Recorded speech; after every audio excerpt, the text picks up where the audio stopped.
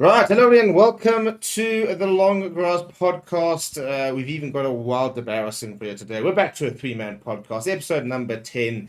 And yeah, lads, BARROS, good to see you back. Ross, we've been holding the fort down whilst BARROS has been Off gallivanting. gallivanting around the place. So, Matt, how's the last couple of weeks been?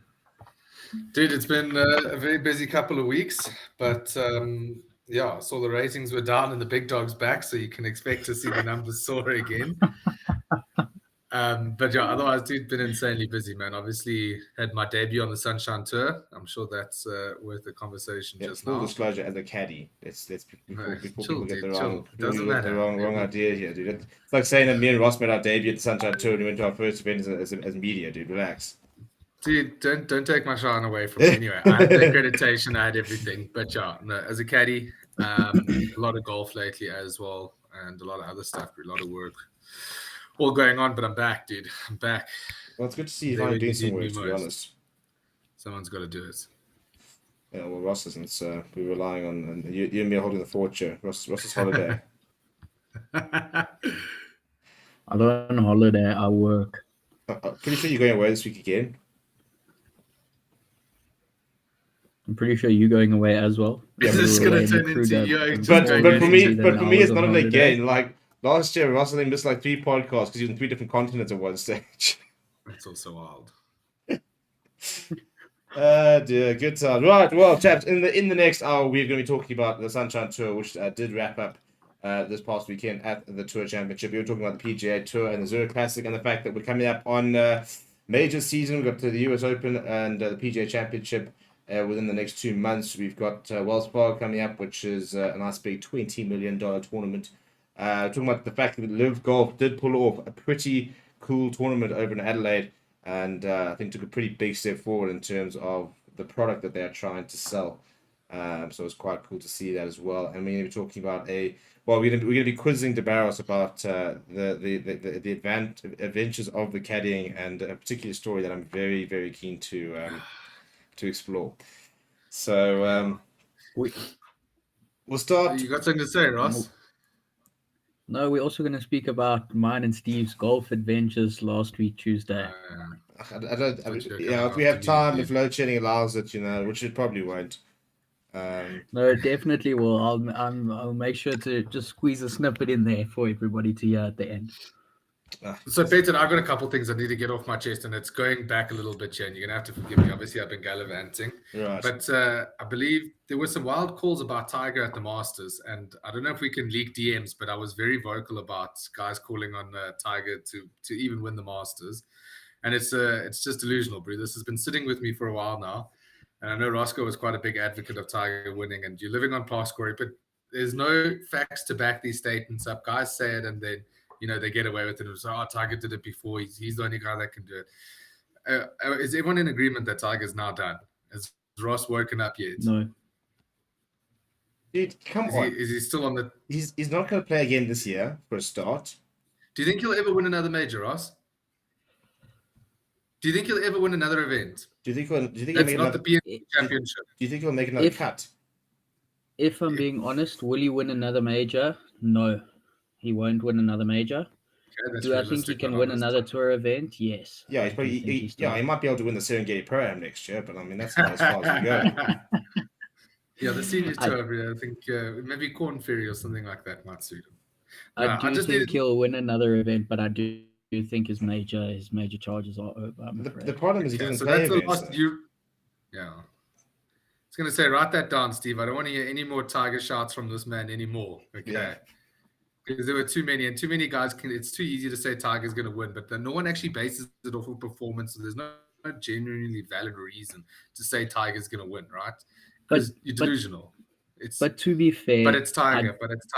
It is Tiger. But to be fair, I placed 2 other bets besides for Tiger, and one of them I bets won, and the other one came second. So, okay. When I look at facts, I'm not half bad. Did you back Brooks?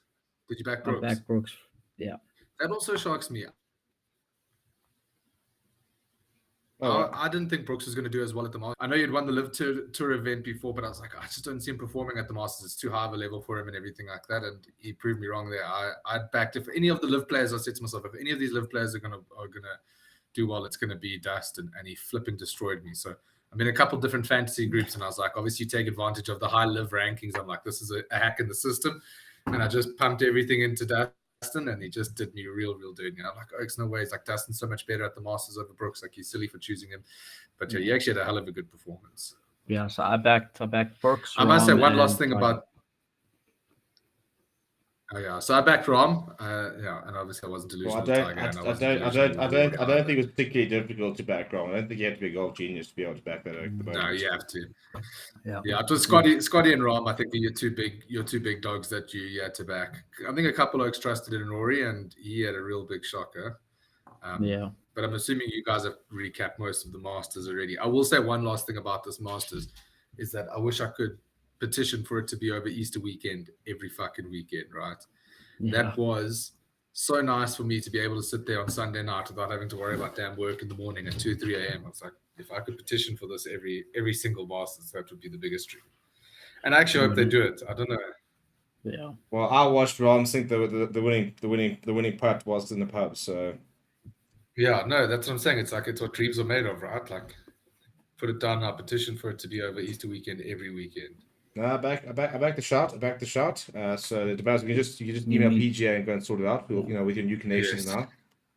I might chat to Liv. Maybe we do a spin-off Masters or something over Easter weekend. Well, the thing with Liv, it ends on a Saturday anyway. It doesn't really matter when it is. You can always watch it at yeah, that's true. in the evening. But let's go to Liv first. I think so. I want to talk about. It's been another very interesting weekend with Liv going to Adelaide and doing things. Well, I mean, it's an interesting thing because they set up they took a leaf out of the waste management, set up a whole party hole, drinking hole, watering hole there, and it was absolute chaos. Like textbook waste management type thing. Chase Kupka got a almost an ace. But dare I say it, almost better. This is the thing, and tell you what, everybody always sort of, throws it out and says, oh, then they have that stupid concert at the end of the day and it's just stupid. That entire weekend looked like the biggest party in the world, and I'm in for it. Dude, that's got to be what they've been after this entire time, right? Like that shot of Chase Kupka getting the hole in one and Beard just going mental and the crowd going crazy. Like Greg Norman must have felt his knees at that point and just cried in joy because that's what they've been trying to push this entire time, right? And I think now a lot of people that would have seen that event would be like, there's credibility to these sort of events. Like this is what they were after. They've managed to create this atmosphere within 1 year of its inception. How long did it take PGA Tour to get, the TPC, the Phoenix Waste Management Open grafting like that, bro?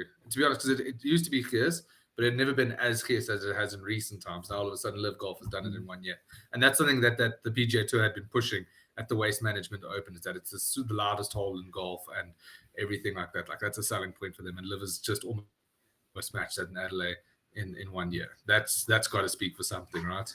And you know what I think. Well, now after following on from BARROS kissing ass with Liv, I think what Liv did so well with this watering hole is they targeted the right market. I mean, you think about Australia, it's a party country. People love drinking there. And you hear about the parties in Oz, and to have picked to do the watering hole in and make a party hole in Australia, they couldn't have marketed it better or picked a better place to do it. Like, I mean, if you compare, if they did a watering hole in Mexico or at Valderrama, for example, compared to doing it down in Oz, I think they did that very, very well, and they chose the right spot to do it. Dude, so exceptionally well. And talk about a pinch of luck of Chase getting a hole in one. I mean, that is just what dreams are made of, right? On that topic, did you guys hear what Chase Koepka? I nearly cried with laughter, and no offense to Chase Koepka, but did you guys hear what he said after he made the ace? No. What? He ran around shouting, "I am him." That's wild. I was shocked to see it, to be honest. I didn't think he was good at golf. Yeah, that's Well, why. we all know why he's there, right? Yeah. I mean, it's That's pretty why odd. I am him is so funny because, Yeah. like, no, dude, you're not him. I hate to break You're it not to that you. guy, just- pal. Yeah, Oh. just not that guy. So I mean, of all the guys to get there, basically, yeah, no, listen. You know what I would have That's loved to crazy. see? I would have loved to see Cam Smith or Mark Leishman, one of the Aussies, make an ace on 12. I think the world probably would Yeah, have can you ended and imagine? Australia would have been drunk for a week had that happened. Well, did you see? Did you see Cam Smith doing a It's going shoe to on be the one of Live stage? Golf's biggest success stories. Yeah, I did. The entire weekend just looked like such a jewel. Like the after party and stuff like that. It looked absolutely mental. I just watched that going, where are we gonna have it in South Africa? Yeah. Yeah. Would you take a PGA Tour event or a Live event in South Africa at this point in time? The PGA won't come yet, so we're taking Liv. I Well, think I'm saying, like, live for the vibe, but PGA Tour for the standard. yeah, The only chance we got of a PGA I think- Tour event is when we get the President's Cup back here, but that's gonna be a while. Yeah. yeah. But Maybe I all think that- in that'd be terms pretty of cool. as a spectator, I think in terms of vibe, Live would be way cooler to attend. But in terms of players, PGA Tour. But I also don't And- think you'd get the likes of John Rahm and Rory and No. all of those. Well, I'm saying, big I'm dogs just saying, coming if out, you, yeah. so what I'm trying to get at here is that if you could, so hypothetically speaking, like, would you want that sort of atmosphere of the Live events that they've now created over the sort of like legacy aspect of the PGA Tour, assuming you had the John Rahms and everything? Like, say you had the best of the Live roster and you had the best of the PGA Tour roster. Are you still going PGA Tour, or are you thinking Live has got a shot at that now? I'm not even going to throw European Tour in there because I'm pretty sure European Tour is out of the race now. Well, Right? and we've got one already, to be fair. Yeah. I think I'd watch PGA Tour, to be fair. I think in my heart, I'd still watch PGA Tour, Yeah. but I think that's purely just from like a player perspective, like Yeah, just to see the 100%. Scotties and the John Rahms and whatnot. Yeah, just to see the level of golf that those But- guys produce, I would go PGA Tour. But for party, I would Live. Live's not 6 far days. behind, and I certainly Yeah. would not mind a live tour event in South Africa. Nah, But seems this far more begs the question: where though? Where do we have it? I want to say Gary Player because that's a It's flipping the proper It's like the course, standard thing to go, place to go, is it? Yeah. but it's Fan just court? so far out. You see, you know what it is? Like, so Same here's- thing with here's- Fancourt is the problem, is that it's Yeah. just a bit of in the middle of nowhere. Like, Yeah. look, if you want, like, okay, Gary Player could actually be a hell of a draw. Like, I imagine if people are booking out weekends at Gary Player to go watch the Live events, I'm sure casinos are flying and everything's flying. You've got beach parties and everything. Like, that would probably be the venue. Gary Player is also a fantastic course. But, you know, I would love it to be like the Sunshine Tour held an event at Hearts and the Joburg Open this year. And that was by far one of the best Sunshine Tour events I've been to in recent times, just because of how accessible it was to everyone. Like, how good of a viewing that course was. Like, the one thing about Gary Player is, like, it's a great course, but the viewing, like, once you start trekking out there, dude, Yeah. you're in the sun burning and everything like that. Whereas Hearts, and like, it's quite nice to see you could position yourself to watch 3 different holes and whatnot, which I think is a little bit more what Liv would be after. I would say though that I'm sure they put Sun City for the weekend and they're cranking those waves up to 10 and Oaks are out there just jawling. Yeah, so it'd be an interesting I've one got because 2 other places as well that you could do: yeah, throw them out. Royal East or the Yeah. River Club.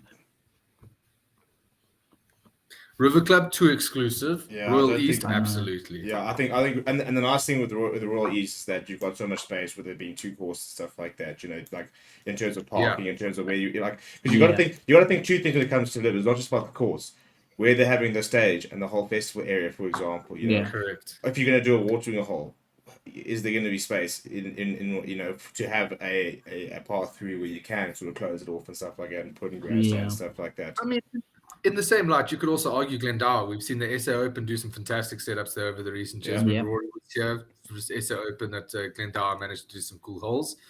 But yeah, I still, if Liv's coming, these Oaks don't fuck around, bro. They're going to the City of the Sun, and they've got the beach parties and they got all this sort of stuff. I think that could actually be an unbelievable weekend. I don't know if they would, Yeah. you know, because I don't know, because for them it's like a numbers game, you know. So obviously you pull a much bigger crowd if you're doing it in Joburg. In Joburg, yeah. You know? Absolutely. And especially if you're making it a festival thing, for example, then lots of people would come for like the afternoon to go to the festival afterwards, not just, you know, the golf type thing. So you sort of tap into that whole different market. Yeah. Whereas there's a bit of a mission It to would be go super out to Sun interesting. City, find accommodation Yeah. and stuff like that. So But the guys do it, man. Well, I guess for the net bank, because it is the net bank. I But I guess also guys would wonder. live. I wonder if because I wonder if the European have a contract with Sun City. So like I wonder if I like the think they do. legality behind hosting another tours event there. I wonder Yeah, if they're allowed to, or if there's quotas on that. That would yeah, I also be agree. interesting. I'm sure there's some conflict. If you're the European tour, you're trying to stop them invading your land as much as possible. That's for damn Yeah. sure. yeah, so You know? they'll probably keep Sun City exclusive, right? So we're going Glendale, Joburg East, I think is our suggested courses. Just somewhere like somewhere nice. Even CCJ. I mean, also 2 courses, loads Yeah. of space. CCJ is cool. CCJ is also like 2 minutes down the road from me, so I'm in for CCJ. Yeah, the one other place that was rad was Blair Athol. I just don't know how I enjoyed it from a spectator No, standpoint. it's also flipping Ace Open there. ridiculous. It's too big, too up and Spectators. down. You see, I wouldn't know. I was sitting in that VIP tent while I saw Yoke's down. Yeah, but down in the sun you were there. there for one day. One day in the VIP, that's all I needed, dude. Yeah, you see the But issues. you're not even watching golf in that. You literally might as well have been at home. I actually couldn't see a damn thing, to be honest. at Exactly. VIP. I was also at the Steve. buffet table for most of the day. Steve, you can't tell me I don't work. We were at Blair Athol working for the Foot Wedge crew, and the Barros was sitting up in his VIP tent doing bugger all, and then he hasn't been on like the last 3 podcasts. Yeah, so no, you you made a can't good tell me point. that I don't work. But I did remember saying to my friends there, I was like, hey, Oaks, if you need anything, let me know. I was like, I was in the pleb stands at that point, like, and you sent pictures of the media tent with the ice cold waters and a couple middle finger emojis. And then the next picture you saw was you down on the grass and me up in the VIP. And it was actually a crowning moment in my life. I quite like the grass, dude. I could have, if I wanted to, I could have picked up the ball and ran with it, dude. We were Yeah, right you there. did have actually, in terms of golf spectator, I think you Yeah. had the best view. Yeah. Plus, I know McKibben sorted us out with some status as well after you had that ace. So yeah, it wasn't all bad. It wasn't all bad. But yeah, so basically, from the Liv perspective, I think that's a big W for them. I think it's a big moment. Very interested to sort of see, as well as obviously the performance in the Masters, to have Mickelson, Brooks, a couple of the Liv guys really pull through and play some very, very good golf.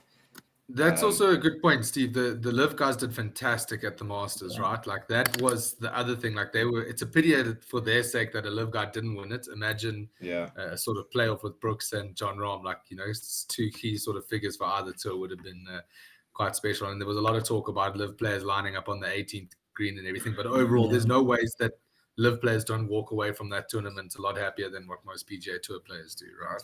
Now, I want to throw something quite well. I want a big thing I want to chat about, and it's to do with Liv. Zach Johnson has said that at this stage they have not ruled out the prospect of Liv players playing the Ryder Cup. You know what the only thing with that is? They're still waiting. I think they're still waiting to hear from governing bodies. Yeah. Whether or not the Liv guys will be allowed to play. But I think it's open-minded from Zach, because if the governing bodies say that they can play, why would you not put a Dustin in your team, or put a Brooks in your team, or somebody like that who's on form? And then if the European guys go, no, the guys decided to jump ship to Liv, we're not going to put them on the team, and then the Americans walk in there with their best possible side. Yeah, so what he said here is, I quote, said, no decision has been made. There's still a lot of time left in regard, and so many fluid factors involved. As far as personally making decisions, no. He said, I don't know. I'm trying to find it. Yeah, it says, those individuals that have left the PGA Tour, to my knowledge, are still members of PGA of America. There's this grace period involved there. I don't know the specifics. So, I mean, it would be pretty pretty wild, because if they are allowed to play, that's a big blow to the PGA Tour in terms of there being, well, I can go to Liv, I can still play in the Masters, I can, and depending on what will happen in the various majors and stuff like that, but I can still play in the Masters. I can play Ryder Cup, for example.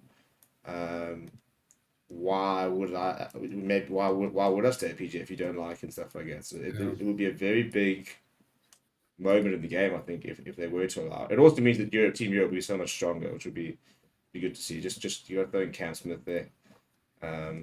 It's also going to throw a major span in the works in terms of guys who have stuck on the PGA Tour, because none of the Americans are busy earning points. So none of the guys from Live will automatically get into that Ryder Cup team. So they'll be captain's picks. And then that might piss a lot of guys off who've stayed on the PGA Tour, and now Zach goes and picks Live players as a captain's pick, and these guys that have just missed out on automatic qualification are then being snubbed in captain's picks. So that could also cause quite a bit of drama. So I think there's a lot to keep an eye on in terms of that. Yeah, it would be interesting, but like from like a Team Europe perspective, how do you not pick Sergio Garcia? You know, if he's available to potentially play, how do you not think about Lee Westwood? Yeah, after recent performances. Dude, what is the one thing that does not matter when it comes to Garcia? If it's a Ryder Cup, he plays. Ian Poulter, the postman. You throw him and John Rahm, bro. You know what else is interesting? Because as soon as guys jump ship to Live, Europe got rid of their captain in Henrik Stenson. Yeah. So now, do Europe go then and put Live players in their team, but they've canned their captain because he went to Live? That'll piss Stenson off. Yeah, I think he'd be real pissed off. But it's interesting. But it would be a shame if you don't have the opportunity to have a lot of these Live players there. From a fan perspective, overall, I think everyone would agree that not having these Live players will be pretty shitty. Not having the postman, not having Garcia and Rahm together. Yeah, dude. We've got to see the Spanish Armada back. A couple of players' perspective, if you. So. Yeah. No, dude. But from a PGA Tour player perspective, as you say, if I start seeing guys potentially winning Masters and winning Ryder Cups, you're sitting there thinking, "Fuck." Like, I could get paid a lot more dough. And all of a sudden, then you're seeing the same scenes in Australia. You're thinking, shit, like, there's definitely something to this, right? Yeah, I think, and again, it might sort of become the retirement tour in inverted commas. But as I said, if you're a player that's been there, it's made it, you've won your majors, you've won tournaments, why wouldn't you go? Really? Dude, you know, if you've given the PGA a real good go, and you're now thinking, right, well, chances are, you know, my best years are behind me, but I can still go and play at a pretty high level, earn some good bucks. Still, if I'm playing well enough, play in the likes of a Ryder Cup, stuff like that, then I don't see why you wouldn't. There we go. So interesting. Very, very keen for the Ryder Cup. Though. I think it's the coolest tournament in golf. So it's got to be. Yeah, we're gonna have to do some cool things for it when it comes to that. And so happy it's in Europe, so we can actually watch it. Yes. Get in. No, so it's actually been a decent time for once because cheap as me. Yes. Same as like President's Cup, the next one. I don't know where the next President's Cup is, but something's in Canada. I think it's in Canada next year. Who does that help? Like, if you don't, it's fun. But it also kills me because I'm pretty sure they could start at a tee-off time that would allow it to be a little bit more reasonable for us, but they don't. Yeah. But it's fun. Like, I'm surprised at how little they take. Yeah, like, I'm surprised at how they always, like, they don't ever take in consideration their European viewers. Like, they're always like, if I'm not mistaken, there's a time they could tee off where it would like still give us a couple more hours of like, it's not finishing at 3 a.m, but closer to like 11ish, you know? Yeah. Which is a bit more reasonable. But to be fair, when it comes to the President's Cup, we talked about how, you know, you need to get you need the live players, you know? Yeah. Because you've got like an Abraham Anser, Jacques Neiman, Louis, you know, Cam Smith. It's there's some serious players. On Live, you would add a lot to those to that President's Cup side. So yeah, very keen to see what will happen this year and whether that'll be the precedent. So I'll just check it is in Canada. I mean, to go States, Canada, States. I mean, and then it's Australia in 2028. So 2032, I reckon we've got to get it back down to 2028 will be even Australia is not a great viewing time for us, to be honest. No, it's terrible. No, it's dreadful. But to be fair, no viewing time is good for us because it's not going to happen in Europe. So Europe, yeah. In essence, yeah, we're in trouble, boys. Yeah, it's not But ideal. speaking of here, should we talk about the Sunshine Tour and the fact that the season has come to an end, and which means people's cards have been confirmed about who's kept their cards, who's lost their cards, and we had the Tour Championship finishing over the weekend, and Jaco Alles, who came back to South Africa for it, going and winning. Pretty dominant performance from him, shooting 66, 65, 60, 69, and 71. Casey Jarvis, another good weekend for him, 67, 67, 71, 70 to a 13 under, comes second. With that, wrapping up Rookie of the Year. Another good performance from Luca Philippes in around there. Brian Gonzalez, who won a couple of weeks ago, was in the running. Vilko Ninavo got a top 10 there. Jaden Shaper getting 10th. So a couple of nice performances from them. But yeah, so more to the point is that with the end of the season, the Order of Merit was confirmed. Orky Stratum has got 2 majors to play in this year. And do we think Orkies can Good for him. yeah, how much of a chance do we give him to make a cut in either of those? Dude, I reckon Make he's a got a cut, decent yeah. shot. Win, no. Yeah, not to win. He's to make a cut, decent chance. He's actually been playing, to his credit, Yeah. very well lately. I think he's had some real good performances on the Sunshine Tour, some real consistent sort of stuff. So I think he's got a decent shot overseas. But yeah, as Ross says, do I see him winning anything? Nah. Yeah, fair enough. So this is the final Order of Merit. Also standings. getting his second European Tour win. Yeah, that second DP World Tour event was big. He's actually won almost 7 million rand this season. Yeah, he's made some big dashes, boy. Yeah. So I'm saying he's had some real good performances lately. Like, there's no doubt about that.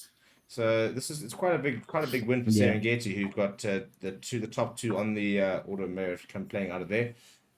So yeah, it's good on them to see what they're producing. But the Order of Merit at the moment, so and how this is how it ended. Orky Stratum in first place, Jacob Prinsloo in second, Tristan Lawrence in third, Oliver Baker fourth, Dylan Mostert, a pretty big season for him, finishing fifth. JJ Senecal, Casey Jarvis in his first season finishing 7th. Very impressive from the youngster. Henry Duplessis, especially because he's still a teenager. Henry Duplessis at 8, Peter Moorman at 9, Lewis Diago in 10th. The man that was on the podcast, Michael Koch, did keep his card, finishing 95th on the Order of Merit.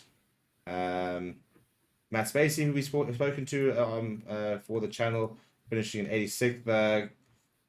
The better McClatchy finishing in 79th. Keeping his card as well. So so a couple of the guests who were lining up. The Barros helping Michael Palmer get to 72nd on the Order of Merit there as well. Clutching up. All he needed was a good man on the bag. You know what? I actually we're gonna have to get into it now. The Barros, you've got a story to tell us. Yeah, I do, Steve. It's one that it's not that you don't ever want to tell. It's, I'd argue, the worst nightmare that you can have as a caddy, as a debut caddy. But so we played day 1 of Dane Fern, and goes great. Was the worst day Mike hit the ball, made 6 under. I'm thinking, fuck, we're feeling really good. Day 2 comes, and Mike is hitting the ball unbelievable, finding the middle of the bat, everything like that, and we just cruising. Not making many birdies, but like, it's so many opportunities. Like, I'm like, this is gonna come. So I think we turned, it was like 1 or 2 under, but in total we were 6 under. That's what I remember. I think after day 1, we even turned level. I can't remember 100%. Anyway, the cut's 5 under. We're on 6 under. We get to hole number 2 at Dane Fern. Roscoe, I'm sure you know it. Par 5. Yep. And Mike pumps his driver out the middle of the bat, straight down the middle. We're like, okay, lacquer, that's good. Don't have to worry about it. The other guy that we're playing with, I forget his name now. He goes left, and then we're playing with JP as well, and he goes. We're playing with the Brad Bowden from England, but anyway, JP goes right, and it looks like he goes into someone's house, but he gets the green flag. But anyway, it's like, I'm gonna need a provisional just to be safe. We're like, sweet. He hits one, kind of fades off to the right of the fairway. Anyway, we get up to the ball, and Mike and I kind of do the distancing and everything like that. Mike's in the middle of the fairway. Anyway, JP ends up finding his ball on the right-hand side, and he plays a shot, and he shouts out to us like, yo, you guys can go ahead and pick up my provisional. Mike's measured out. He's getting ready. I'm like, Mike, can I go pick up the ball? He's like, yeah, no problem. I distinctly remember saying to him twice, like, Mike, you sure I can pick this up? He says, yeah, no problem. I pick it up without thinking, without second guessing. And Mike stands over his golf ball and he goes, oh no. And I'm like, listen, boy, that oh no better not be what I think it is. Because now all of a sudden my pocket's feeling very heavy. And I pull out the golf ball in my pocket and it's got a palm tree stamp on Oh it. no. Dude, it's got a palm tree stamp. And I'm like, this is, bro, I was so deflated. So now we end up calling a marshal just to like make sure, like, I know what the ruling is, but your brain's not thinking right. Like the ruling is obviously you place the ball back. By the way, we have a wedge into a par 5. We're sitting on 6 under, wedge into a par 5. I place the ball back and he takes a stroke penalty, hits it, ends up 3-putting, makes bogey and goes 5 under and puts us on the cut line with 7 holes to go. And I think, here we fucking go, bro. Like, I've just made the Oak 3-putt. I've fucked him. Like, I've ruined this whole day. I ruined everything. And while we're driving to the next tee, the marshal comes up and he's like, yo, guys, it's a 2-shot penalty. It's a 2-shot penalty, bro. I nearly fell. I nearly passed out, honest to God. But he thought that Mike had hit the other golf ball, which luckily he hadn't. So it was still only a 1-shot penalty. But that has got to be one of the worst feelings I've felt in my entire life. I truly wanted to vomit. I wanted to cry. I was like, I've put my player from 6 under, looking at like an eagle birdie, now putting him on 5 under. He's just 3-putted because he's obviously, his head's fucked now. And dude, it was nightmarish. Anyway, thank goodness the boy is very experienced. The next hole, he actually had to say to me, like, Matt, I can see you're rattled here. He's like, chill the fuck out. Like, it's all right. Like, we'll be fine. And then he misses a birdie like this. And then he goes birdie, par, eagle. And we end the day on 10 under. And I was like, I think we made 5 in the last 7 holes or whatever it was. 5 under. And we finished on 10 under. But it was truly, truly, truly one of the most terrifying experiences I've ever had in my life. And have you guys agreed on whose fault it was? So we did discuss this, and it was evident that it was both of our faults. Oh, come on. But we were both aware that there's one man that's going to take the fall harder than the other. I mean, and that would be the man that picked up that did the picking up of the golf ball. That would be the man that did the picking up of the golf ball. That's correct. And it's crazy. I can, to this day, bro, I have a snapshot in my head of exactly how that ball looks, how it was orientated in the grass. I could replace that ball in its exact same position. Yet I didn't manage to pick up like that. It wasn't his ball. I was fucking devastated. But other than that, I must say the overall experience there was unbelievable. Mike played really well. Danford was a super cool course to be on. And like that tournament, I don't know if you guys have spoken. Have you guys spoken about the Danford yet? No. Yeah, actually, we did because it was just on last video. Yeah. So one thing I'm going to say, that's got to be one of the most interesting Sunshine Tour events to watch. And like, if you understand it, that is the most interesting Sunshine Tour event to watch, right? Because that has got all different people. And like, I only really realized this once I was sitting with the players. You know, you're spending 4 days with these guys. These guys are busy chatting about this Oaks mate over here fighting for his card. This Oaks mate who's, you know, trying to make the cut for this week and trying to make top 50. But the storylines in that are unbelievable, because that's kind of the final decision maker of guys who are going to keep their card for the rest of the year, for next year. And bro, I mean, you've got guys fighting out there for their lives, bro. Like there's guys who just, I think Callum Boyd missed out on it by 0.5 points. And I mean, that's unbelievably crazy. And like, these are like, this is not PGA Tour where guys have money to fall back on and stuff like that. This is where guys are literally like, you know, this is their damn livelihood. It means everything. So like the Cockstar was another story. He also managed to just keep his card. There were a couple of different guys from all different areas that just managed to keep their card. And then you got guys fighting to get in the top 50 to make a big payday at the Serengeti Pro-Am. It's a flipping, if I could suggest one Sunshine Tour event, and I actually think we need to do a real good coverage of it next year. It's that Stella Artois Championship. It's awesome to understand these different stories. Like you're seeing guys like, the one Oak, I remember we played with him, like he couldn't even speak to us because he was on the cut line and he missed it by 1 shot on the last hole. And it was flipping crazy. It's just like different. That's cool, and it's nice to have. We always talk about the storylines, and sometimes how the Sunshine Tour doesn't have enough storylines. At least that's sort of weekend, everybody's playing for something.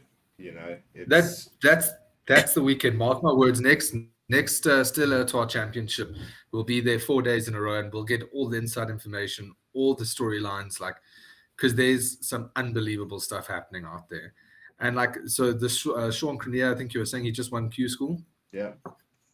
So, Yeah. like, he when I was there, I overheard that one of his mates said to him, you don't need to, like, sign up for Q School now. You can do it after the tournament once you know where you are or aren't on the thing. He was quite close to the top 100. Anyway, he was meant to apply for the Q School. He missed his opportunity to apply for Q School, and I think he had to get a special invitation now to go play. And turns out he goes and wins it, which is unbelievably crazy. Meant to be. Yeah, listen, dude. But also, like, it's quite impressive from a mentality perspective to think that you made it, then not made it, then understand, shit, I actually now have to go to Q School, and then be able to get yourself into a mental position to go to Q School, rock up, and win it. So, yeah, no, crazy, dude. Yeah. But that's what I'm saying. There's so many cool storylines there, and like, there are guys that are trying so hard. And it's the same. The Barros mentioned his name, Callum Moat. Missed his card by half a point at Stella Artois. And also now when we're looking at that leaderboard, he won his card back at Q School. So good for him, that half a point, but he still got a card for next year. Yeah, that's it, dude. They're crazy, man. Such good storylines in that tournament. One that I would suggest every time. And I would also, I know, I heard you take a deep breath, like you're ready to move on. There is one more tournament, and that is the Serengeti Pro-Am. Is also a flipping fantastic tournament to watch. Number one, it's at a beautiful course. Like, guys, it's a super tough course when it plays hard. Yeah. And it's also like your top 50, like we're talking little golf, no miscuts or anything like that. Your best players playing. And, I don't know if they aired it properly this year like they did last year. They had the 4-ball lines with the Pro and the Ami. Did they do it again this year? Yeah. I'll never forget last year they had the guys coming down on playoffs in 4-ball alliances, and you got Amis trying to make putts like this. And I'm sure we spoke about it. Yeah, last year there's a guy showing they played. I think they played that 18 3 times last year. Yes. Yeah. And the poor amateur got stuck in the bunker, and he hit 4 shots, and he still wasn't up the bunker. And you see he picked up his ball. Yes. He walked away. Yeah, he did. He literally I'm done. I'm sorry, boys. I'm out. Get the camera off me. It's not fun anymore. And every golfer's sitting there like, yes, I get that, dude. That was my favorite thing, is that everybody's sitting at home. Nobody's laughing. Everyone's like, one of us. I didn't care whether Skiddercat had hit it 350 down the middle of the fairway. The oak that took 4 out the bunker, that's the oak I'll tune in to watch. That's my man. Yeah. That's my guy, dude. That's my horse. Sad thing is, one of us is going to end up playing that damn thing eventually, and then we're going to have to sit there worrying about that kind of thing. Yeah. And I think now, before we go on to our next segment, while we're on the Barros' story, I think we should dip into the Stella Artois Championship at Dainfern. Steve and I had the privilege of once again playing Dainfern last Tuesday. No, you know what? Actually, I'm actually going to say something right now. Next year, I choose the tee of time. What time did you guys go off? 6:46. That is brutal. But do you know how cold it was? Just to give a little bit of the prelude to the story, I got hit up by Steve the day before saying, Matt, can I borrow the big stick? Naturally, I polished it off, take him to the range the night before, saw some devastating shots, and sent him on his way. And I think the rest, Roscoe, you know exactly what went down there. Hey? So Steve and I were bright and early on last Tuesday. It was very cold. I had my mittens on, and Steve was not very impressed with me and my mittens. But I had a score to settle, and so I needed to be in tip-top condition. Can we also talk about the fact that I was busy cooking his handicap? I was 1-0 down to Steve after Mbombela, so we had a score to settle. And Steve, what was the final score on Tuesday? I didn't keep score. Did you have the scorecard? I just played. 7-6. Did you put the collar around him? Did you get him on his hands and knees? No, I still got to do that. So we'll do a little dog ball segment for Steve. It's fine. You get him on his hands and knees around the clubhouse, and you do it properly. Barking, doing tricks, everything. You do it properly with us. It's fine. I'm the next one I want to do too. So Steve and I. I'm going to call you a Kalami, and then we're going to move. I'm going to push my... So Steve and I are 1-1. and we need a decider. So I think we're gonna have our decider at Kyle Army in the Yeah, next coming weeks. coming to my home course now. I've moved up from Huddle Park. Eh? Yeah, the big news is transfer news. Stephen Tukalami, here we go, confirmed. Yeah, Paper signed. yeah. We've got a bit of an announcement coming in the next week, so I won't talk too much about it. Okay. But yeah, so we will be announcing what a pretty cool partnership that we're going to go going with them, which is going to be a lot of fun, and should lend ourselves to a lot of cool content over the next sort of 10 months, so or 8 months, whatever. But yeah, so yeah, it didn't go well. I think it didn't help that we had a 2-ball behind us that were on our asses the entire night, so there was very little time if you're in bushes to be looking for your ball. Don't come up with excuses now, Steve. Every word, dude. It was It's tough. crazy, Ross, because I saw him hitting shots the night before, and it was fucking horrific. Not like you were hitting the ball that well next to me, just by the way. The shots Well, just the go Barros, it was. pew, pew. Were they outright? Yeah, well, there was Outright, Jack Hooks dude. galore on Tuesday. He pulled out the duck I again, the could- Hazel Rocket the night before, bro. I'm surprised. He found a bit of the face. No, it was world class to watch. It was Shit. actually. So the Barros, you'll know it after getting there. You know the 13th hole. Yes, But of they The one were- that course. almost got my birdie. So we off the back tee, like in Stain City, Yeah. and you know there's that tree right next to the tee box. Yes. Steve stands up and he pumps this thing, hosel, straight into the I've tree. seen It that didn't shot the even night get before. past the bro. men's tee box. It was almost down on the 12th green. Hey, and did- I'd seen him practice that shot the night before, bro. It's unbelievable. It Did he give you any was- of the tees? Did he it play a was- couple over the greens? Because I saw that as well. Actually, my I hook don't wasn't think so. terrible, to be fair. No, Hey, I the don't- funny thing I is, think I've still the bogeyed big that shot- hole. That's got to be one of the greatest bogeys ever made on that old brew. I did hit Ross's 3-wood cleaner than he's ever hit it, to be fair. Yeah, he did flush it, but that was Were you after just- topping He's his just second grabbing shot. Oak's clubs, eh? On top of the second shot, I just had no angles. I had to flipping quarter hit it out just to try and find myself like out of the shit here, dude. To be fair, Cameron who were playing, That's the best answer ever, bro. No, I didn't top it. I didn't have an angle. yeah, dude. Sometimes you gotta take your medicine, get yourself back and play. Unlike the guy who we were playing with, who was back on the 12th fairway, and he had to do the awkward drive. We like drive straight down, like morning. I was like, sorry, chaps, I'm just gonna get myself Yeah, back on my own on the right hole here. Oh, So- that's the worst, eh? Could've But been worse. Steve, at least he got it past the tree that was like 5 meters in Yeah, front but- of him but to I- get it back to the 12th fairway. Pretty sure I bogeyed. I don't think he did. So Take- There's take- levels to this. Steve. take There's what you give to get that and give nothing back. No, it's fine. I did say to Ross that entertaining. was the worst I've ever played. It's the worst I've played since I started playing again. Like since I was 13, that's the worst. That's I've when you played. need the cameras, Ross. That's when you needed every shot. I remember I'd seen Enoch have a similar round, and that was at I Ibotsi wish- with Brett Lambo. Do you remember that, bro? When we had the cameras Yeah. there, Lambo Yeah. at Ibotsi, bro, there was a stage I was filming him in the bunker, and he said, "Please, can you stop filming me?" And I was like, "Dude, I got a job to do here." I think it would have been a similar situation with Steve, but we would have had some of the funniest content on the face of the No, it would planet. have been, yeah, because he would have been saying, "No, I didn't hustle it, it's just the angle." Hey, Alex. The funny thing is that, as I said, within the next year, two things are going to happen. First of all, I'm going to dust Ross, and I'm going to win 2-1 in our match, and I'm going to beat DeBarros by the end of the year. So Never did. By the end of the year, you've heard it here first, here, boys. You've heard it here he's first. trying to round it down. Last I was rounding it up for him, bro. That's brilliant. No, dude, I backed Oh, myself. this is world class. I've got a week down at the beach to take some take a mental break, and then I'm on the graft, dude. I'm on the graft. I now have access to playing regularly. So watch No, the that is space. big. Watch the space. I had a shocker of a round. I played medal at Killarney this last weekend. I had a shocker, 95, bro. And what's sad is that the medal score wouldn't have affected the Stableford score, so it would have been 95. It was just that bad, bro. And I think you put some bad juju on my driver, bro. I should never have given that to you. and worth noting that it's 95 on a par 70. Yeah, no, it was a 25 over. It was painful, Dave. It is wow. You put some ugly curses on that driver, Steve.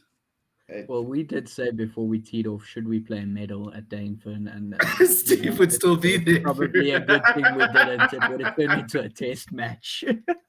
Maybe actually maybe that's what you actually need, because maybe that pressure of knowing like you can't just get over the hole. You actually have to hit every damn shot. Maybe that actually helps. It helps and it doesn't help, because you get so fucked off that you're like, I already fucked my round. I'm 25 over. Yeah. Like, I But just want to be done. But there's definitely Yeah, I just holes want where the you've like end. smoked like a couple of bad shots and you're basically like, well, I'm already out of the hole, whatever, and you start like stuffing around and stuff like that, waiting on to the next hole to sort of reset. Yeah. So Well, dude, you know what happened to me is I played the 10th, hit driver, hit 5-iron, and it kind of went right. I was like, I'll find it. I go up there, can't find the 5-iron shot that I had, run back down the fairway, 200 meters, cooking it down, hit 5-iron again, scull it 100 meters ahead of me, 100 meters out now, hit 5-iron again. It is a nightmare, bro. did you just Can I? did you get your bag or something? No, well, I wasn't going to carry my bag all the way back 200 meters. I was like, I know how far it is. I'm just going to cream a 5-iron and butter it on the green here. I didn't think I was going to top it 100 meters, but it was the angle. Did you just I had putt a with, bad angle. did you just putt with your 5-iron as well? Did you just have the Oh, well, I mean, I left the bag by the green. So I'd obviously walked all the way up to the green, couldn't find my 5-iron, and then had to come back. But can I say, you know who my dream guest is on the show? Because I'm sure we're going to be wrapping it up soon. And he was there at Daneford. And I think the oak is just too good. It's Jared Harvey. I think he's got to be one of the funniest cats. Like I wasn't exactly sure what he looked like, but I heard his voice. Now he's not going to come on the bloody podcast. Dude, he was sitting next to us, and dude, he was just like, he's such a lovely guy. But flip me, he's funny, bro. His mannerisms, what he says, it was just like you. It's like he embodies the voice notes that you hear, dude. It is so funny. I'd love to have that oak on the pod, bro. I reckon ratings go. Well, do some work and get yourself sorted, because We'll do some groundwork with him. Now that the season has come to an end, I think it was a good time to start getting a couple of guests on here. So we will start to line up a bit of a schedule to see who we can line up, and so we do want to get some more guests, as well as I said, with the new partnership that we're going to announce soon. We're also going to be able to get some guests onto the course, which should be quite fun as well. Do some challenges with some players. Just to round up, I want to talk about the PGA because we are, as I said, we've got the PGA Championship coming up in about 2 or 3 weeks' time. Wells Fargo though coming up in next weekend. Is it not? PGA is like in 3 weeks, isn't it? Is it not US Open before PGA? No, I think it's PGA is on the 18th of May. US Open's in June, and then the Open is in July. Interesting. Okay. And this is the guy that we kind of back into to sort of lead our way with. This is the same guy that. Yeah, this is the same guy that's preaching PGA Tour is the best tour every week, and he just doesn't even know where the PGA Championship is. Like, it's the one tour that you think. I'm surprised he doesn't like wake up to all the notifications. Oh, he's got a little clock on the wall there that counts down to every little PGA Tour event. Dude, I just love the interesting. That's class, dude. You knew, right? So, Wells Fargo coming up, and it is a pretty big one, $20 million purse. Hopefully Rory actually plays at this time, or plays in one of these events this time, because we were having a discussion in BARROS about how Rory was sulking after the Masters and decided not to rock up at the RBC Heritage with no excuse. Yeah, dude, can I say, I'm getting over Rory so quickly, and I'd love to know how many people are getting over him. Like, it's always, he's whining about this, and like, I know you wanted to be the poster child of anti-live, but then it just was like, dude, you're whining, like no one actually cares anymore. Bad performance at the Masters as well. As you say, it doesn't rock up at RBC. Like, for me, the one player in the PGA Tour whose stocks have gone down the most, in a way, is Rory. I'm going to argue he had a great season last season, to be fair. But dude, I'm kind of drifting away from him as a person a little bit now, and I don't know how you guys feel about him. No, I think we all agree that he made a big mistake not going to RBC. Yeah. I think he lost a lot of his credibility. I think he lost of his.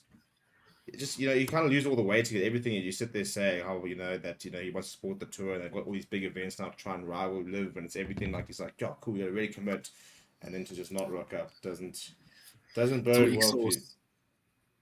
So unlucky. But so we had the Zurich Classic over the weekend, and Nick Hardy, Davis Riley cleaned up there 30 under. South Africans actually didn't do too badly. Both all three of them. We had two different teams playing. Fratelli was playing Matty Schmidt. They finished T26, as did MJ Duffy and Eric van Rooyen, who were 17 under.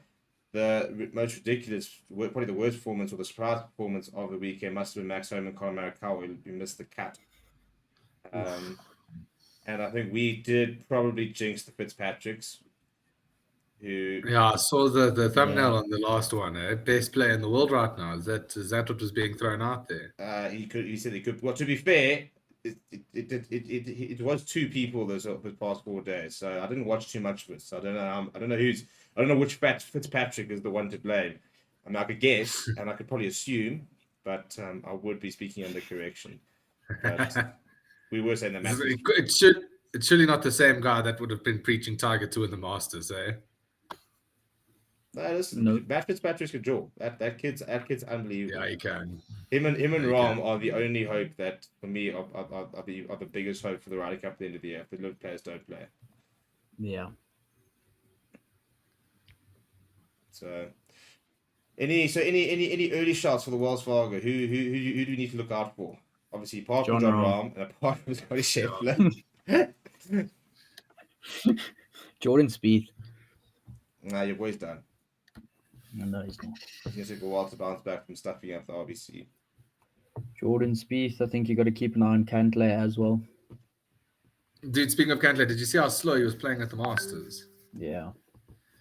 Dude, it was crazy. The videos I've seen of him, how long it takes. He did make a good point. The Barros, go watch the podcast. You'll see what we spoke about. Yeah, no. If you feel free to actually start monitoring what's going on. With what did he say? With the podcast, which is supposed to be on. But what he was saying that he's had come under a lot of scrutiny. But he said, but there's been no warning, there's been no action from PGA, so he hasn't, as far as he understands, broken any rules, stuff like that. Which is why then everybody's actually saying, well, to be fair, then the problem is 50% with him, but probably more actually with the PGA Tour. They're not doing anything to try and pick up the pace of play. Because I said, at the end of the day, if he's not doing anything wrong, you can hate him, but he's not doing anything wrong within the laws of the game. Fair enough. Although if my playing partner is taking that long, I'm throwing hands. I'm not happy. Dude, tell you what, you go play with Patrick Cantlay and tell him that he's playing too slowly. I'll show him a proper swing as well, bro. Okay. I do. Well, that is my favorite part about Fitzpatrick, is how that kid is just literally. While his playing partner hits, I mean, that playoff with Spieth literally would hit a wild approach. He's pumped, and within a minute of him hitting that approach, you're thinking, oh, I'm there at the green. Fitzpatrick's gone and played, and even closer.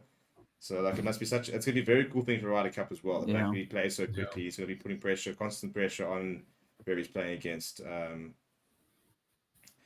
So yeah, it should be quite fun. But yeah, so the Wells Fargo is in 2 weeks' time, so we'll do a proper preview on that next week. Hopefully we'll try and get a guest on for next week as well. The Sunshine Tour has come to an end for this season, so they'll restart in, I think it's about 2 or 3 weeks. It's quite a quick turnaround actually. The Zim Open is on the 4th of May, so it's actually next weekend or weekend after this. So not much. It's crazy how nuts these guys' schedule is, bro. They just turn around and go again. Yeah, I mean, literally. But they've got 3 events now at the beginning of May, and then they've got 8 weeks off. They got 4 events. They play 4th of May, 18th, 25th, 31st of May, the 2nd of June, and then they start again the 19th of July. Okay. They don't do winter golf. Can't fault them on that. Dude. No, they're all up to you. They're all up to you playing the DP World Tour. The guys that have got the cars, they're like, cool. We're gonna go summer over there. We'll see you guys back in August. In September.